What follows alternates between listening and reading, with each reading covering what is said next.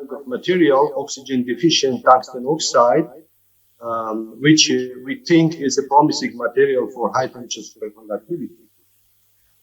And this work was done in collaboration with Professor Kazimir Tsonder from Polshar Institute, prepared these samples, and also Fabiola Mattina from EMPA in Switzerland helped in transport measurements, and of course Professor Alex Müller, who was from the beginning supporting very much this project, and up to now we still continue to collaborate on this.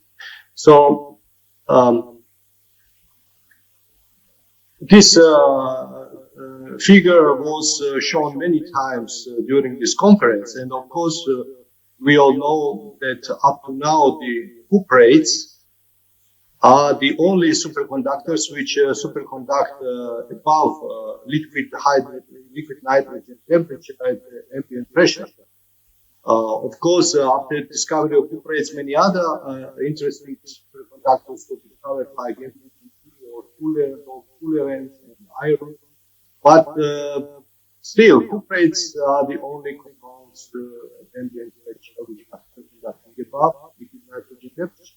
So there must be something special with this material, and this was also discussed during this conference. But I would like to go back to remind you what was the original motivation for the discovery of superconductivity in this compound. And, as you know, the concept was of Jan Teller polons, which Professor Alex Müller and Georg Bernhards was following.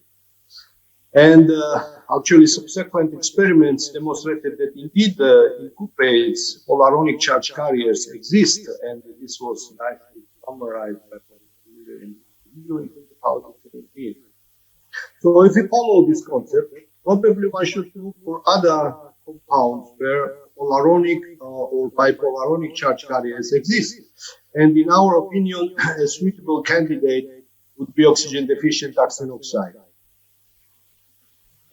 So let's start from tungsten oxide, tungsten O3, which is the original compound. It has a structure, corner sharing octahedra, tungsten oxygen octahedra. It's very similar to perovskite structure, but the central ion is missing here. And in this oxygen content, tungsten O3 is non-magnetic and insulating with the energy gap 3 electron volt, because tungsten 6 plus has no electrons in for 5d shell, and therefore it is insulated. But if we remove oxygen, we do oxygen reduction, we can dope electrons, because now we create tungsten 5 plus, which is 5d1 electronic configuration, and it has also 1 electron in triply degenerate Tg orbital, therefore it is a Jan-Teller ion. So we create these polaronic charge carriers, and actually it was some time ago, it was reported that it's in some material, oxygen deficient tungsten oxide, this deficiency was not specified. They observed superconductivity. You see here the resistance drops below about 3 Kelvin, and with applied magnetic field it shifts to lower temperatures. What is interesting here is also that they observed unusually large second critical field, which is about 18 Tesla. And the Pauli paramagnetic limit for this TC should be about 5.5 Tesla. So in this case, we have a huge critical field which is 3 times larger than Pauli limit. And this is interesting problem which unfortunately was not further investigated. And but this is now out of topic of my talk. What we decided to do is to investigate this material with the broad range of oxygen content. For this, We did simple solid state synthesis. We took tungsten O2 and tungsten O3 mixed in appropriate proportions. And then we sealed in evaporated quartz tubes and heated typically at 1000 Celsius. So with this, we can prepare tungsten oxide with different oxygen content. And then we measured magnetization versus temperature. These typical graphs are shown here. You see here different oxygen content on tungsten oxide samples. And most of the time, what we observe is small negative or small positive magnetic moment, which is practically temperature independent. At low temperatures, sometimes you see purity like increase due to property some paramagnetic moments.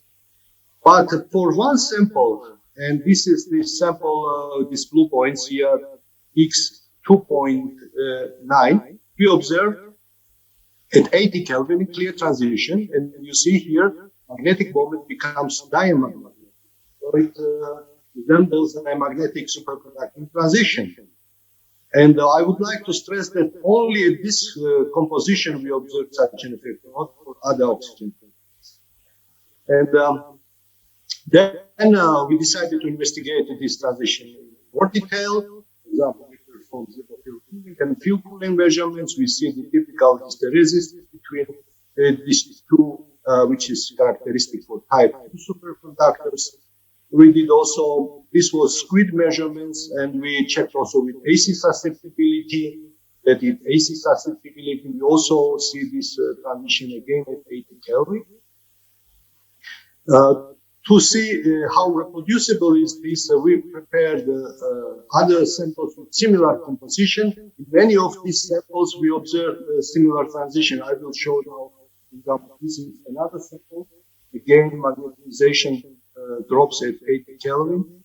Here is another sample. So we make sure that this effect is real, and there is really transition which looks like superconducting transition in magnetic measurements. One problem here is that if you take this diamagnetic moment and calculate the volume of superconducting phase is very small. It is below 1%. So there is a very small fraction of superconducting phase in this structure. Probably it's not surprising that when we measured now resistivity, we did not observe a superconducting transition or resistivity. Now I will show you this resistivity as a function of temperature. What you see here is a smooth curve, and at 80 Kelvin, where we see magnetization transition, here we don't see transition, which would indicate that we have some non-superconducting matrix, and we have small superconducting clusters inside which do not percolate, and that's why you do not observe. Yeah, there are other interesting features here. For example, this broad maximum here is resistivity.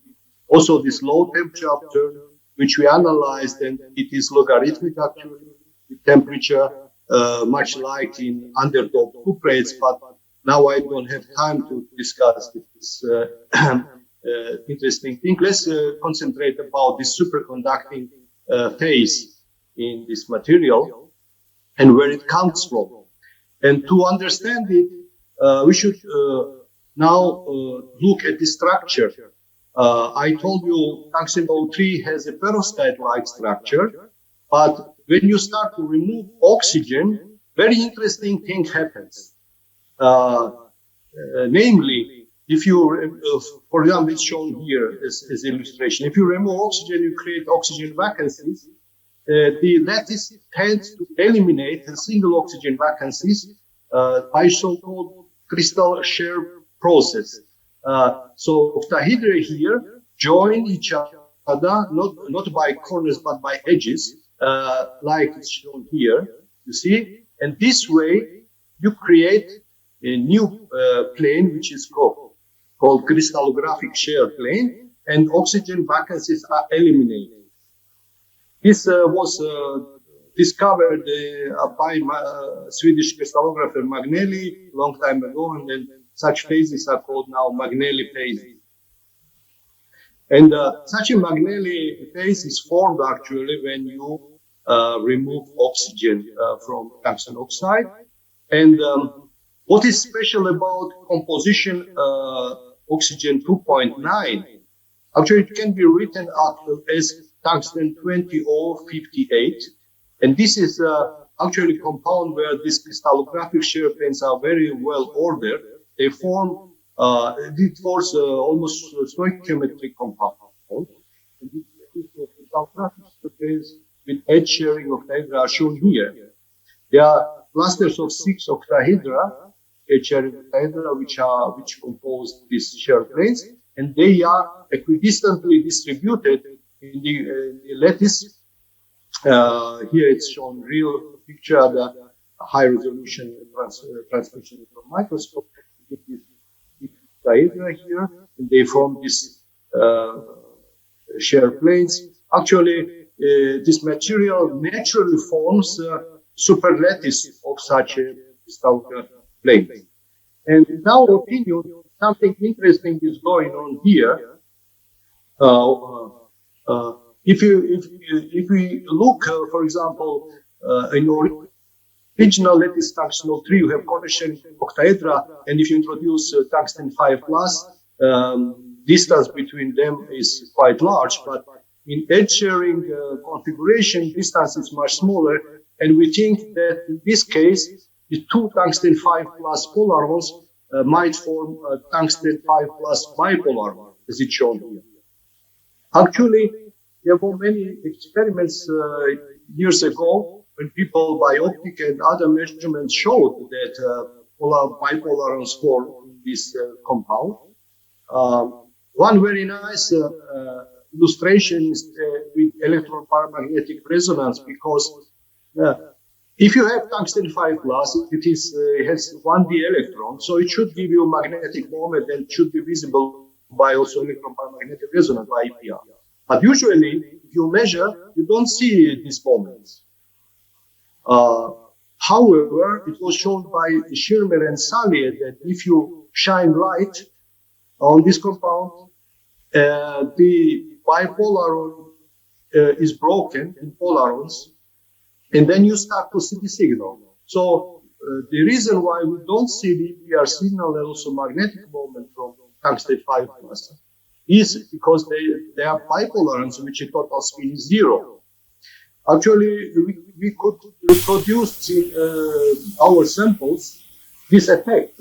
You see here when the EPR spectra when without light, you see no resonance lines, and then you shine light at low temperatures, and you start to see the signal. If you analyze this, it's actually tungsten 5 plus. And the analysis shows that it allows also to establish the approximate size even of this polar. If you switch off light again, what happens that the signal starts to disappear again, of course with some relaxation time, which means that these polarons are forming back bipolarons. So such a nice effect exists here. So we think that in this edge sharing octahedra in crystallographic shear planes, probably bipolarons are forming, and also superconductivity can be induced here, but because they are not percolating between each other, the superconductivity remains filamentary. Now you have 5 minutes now. Okay, so another thing what we did is that we try to modify charge carrier concentration by introducing intercalating lithium like it was done in Fullerene. And it's interesting that if we intercalate lithium, the critical temperature is increasing. Now you see the transition starts, instead of 80 Kelvin, now it starts at 94 Kelvin. And we see interesting 3 transitions now, which show that 3 superconducting phases are formed this lithium intercalated compound, but this has to be further investigated. I should say that this compound is relatively less investigated, and For example, nothing is known from experiments about the band structure, but recently there was some theoretical calculations of band structure. For example, here they calculated that, of course, tungsten 03 is insulator, as you can see here, but in tungsten 02.9, which is the compound of our interest, it's metallic, and moreover, they say that there are some flat bands near the Fermi surface. We discussed even today the flat bands, and I think the charge carriers are localized along some lines, and I think these are because how graphic explained. Also, Russian group did DFT calculations of this unit cell of tungsten 20 or 58, and then you observe that there are 5 and several quasi one-dimensional sheets of the Fermi surface, and but there are experiments should be done to determine what is the real head structure in this case.